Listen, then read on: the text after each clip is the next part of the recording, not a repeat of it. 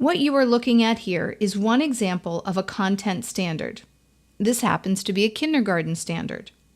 Here you will see the three central tenets of the K-12 framework and next generation science standards: cross-cutting concepts, content or disciplinary core ideas, and practices. And we've moved these components into the next generation science standard format so that you can see the three rectangular boxes called foundation boxes and how they align with cross-cutting concepts, disciplinary core ideas, and practices.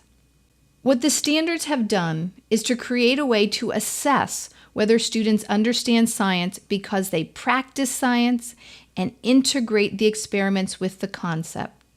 The circled area are performance expectations, what students should be able to do in order to understand the standard.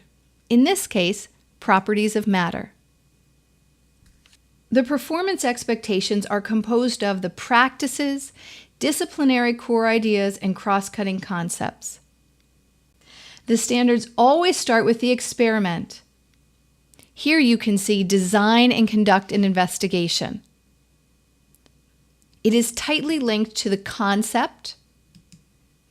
Here we see the disciplinary core idea that different kinds of materials are needed and students need to be able to describe their observable properties and classify the materials.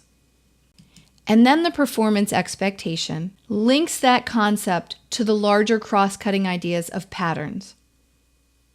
What these standards are saying is that in order to understand properties of matter, students need to observe and handle different types of materials, conduct experiments to observe their properties, and categorize them based on their own experiments and observations. Then discuss how what they observed and recorded connects to the concepts of the structure of matter and how this relates to the ideas of patterns. In addition, next generation science standards have created correlation boxes.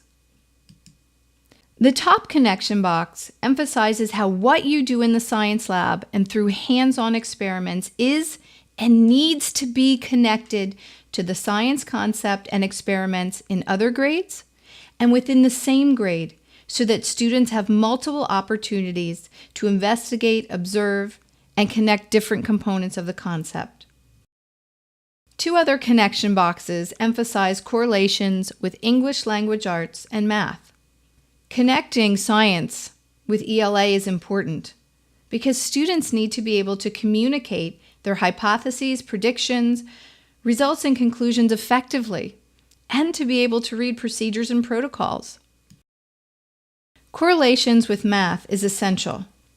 This connection box illustrates that science uses mathematics as a way of communicating and understanding science. What we finished dissecting was just one standard in one grade. But what you see here is that the same setup exists for the standards in kindergarten through 5th grade. Now, if we take a look at grades 6 through 12, what you'll notice is that there is no longer a grade-by-grade approach.